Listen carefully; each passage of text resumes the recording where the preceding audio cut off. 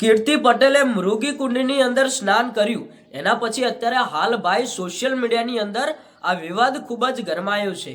હવે ભાઈ ક્યાંક ને ક્યાંક અમુક સાધુ સંતો એવું કહે છે આ કીર્તિ પટેલે નિયમનો ભંગ કર્યો છે તો એને કડકમાં કડક સજા કરવામાં આવે।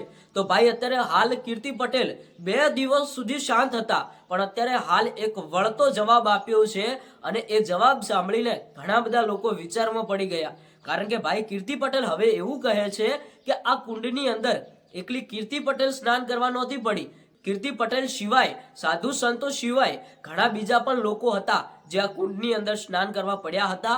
તો અત્યારે હાલ વિરોધ કીર્તિ પટેલનો જ કેમ થઈ રહ્યો છે આ વાત ભાઈ કીર્તિ પટેલે કરી। પોતાના સોશિયલ મીડિયા એકાઉન્ટની અંદર ઘણા બધા સ્ક્રીનશોટ અપલોડ કર્યા, ઘણા બધા પ્રૂફ સાથે ફોટા અપલોડ કર્યા અને કીર્તિ પટેલ એવું કહે છે કે આજે દૂધનું દૂધ અને પાણીનું પાણી થઈ જશે।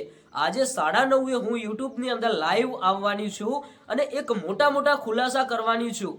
મારા ઉપર જે લોકો આક્ષેપો નાખી રહ્યા છે એ અને અત્યારે હાલ ઘણા બધા બાપુઓને પણ ટાર્ગેટ કર્યા છે। કીર્તિ પટેલ એવું કહે છે કે આજે ઘણા બધા એવા સંત સાધુની હું પોલ ખોલવાની છું। તો ભાઈ અત્યારે હાલ ઘણા બધા લોકો આ સમાચાર સાંભળતા ચોંકી ગયા કે કીર્તિ પટેલ એવું તો શું રાજ ખોલવાના છે। કારણ કે હવે ક્યાંક ને ક્યાંક અત્યારે હાલ સાધુ સંતોની માંગ છે કે કીર્તિ પટેલે કીર્તિ પટેલે નિયમનો ભંગ કર્યો છે તો એમને કડકમાં કડક સજા મળે। તો હવે ભાઈ કીર્તિ પટેલ પણ મેદાને ઉતરી ગયા। કીર્તિ પટેલ એવું કહેતા હતા કે 2 દિવસ સુધી હું કેમ શાંત હતી, મારો અવાજ બેસી ગયો હતો એટલે હું કંઈ બોલી નથી, પણ હવે જોઈ લો, હવે હું તમને સાચી હકીકત અને બધું સત્ય બતાવવાની છું। તો મિત્રો રહી વાત કે આજે 9:30 વાગે કીર્તિ પટેલ જ્યારે લાઈવ આવશે ત્યારે ભાઈ મોટામાં મોટા ખુલાસા કરવા જઈ રહી છે। તો મિત્રો દરેક માહિતી જાણવા માટે આપણી આ યુટ્યુબ ચેનલને સબસ્ક્રાઇબ કરીને રાખજો।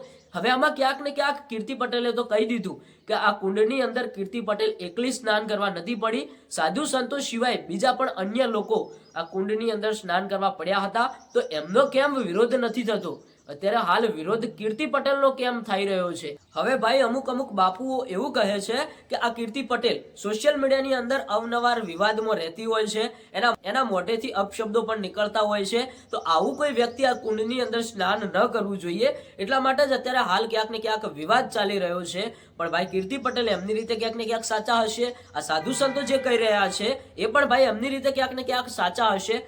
આવનારા સમયની અંદર જે પણ નવો ખુલાસો થશે, જેના ઉપર કાર્યવાહી કરવામાં આવશે એ તરત જ આપણે તમને બતાવતા રહીશું। પણ ભાઈ તમારું શું કહેવું છે કે શું ખરેખર કીર્તિ પટેલ એવું કહે છે કે આ કુંડની અંદર બીજા પણ ઘણા બધા લોકો સ્નાન કરવા પડ્યા હતા તો એમનો કેમ વિવાદ નથી થતો, એમનો કેમ વિરોધ નથી થતો? એકલો વિરોધ અત્યારે હાલ કીર્તિ પટેલનો જ કેમ થઈ રહ્યો છે? આ વાત પણ ભાઈ ક્યાંક ને ક્યાંક જાણવા જેવી છે।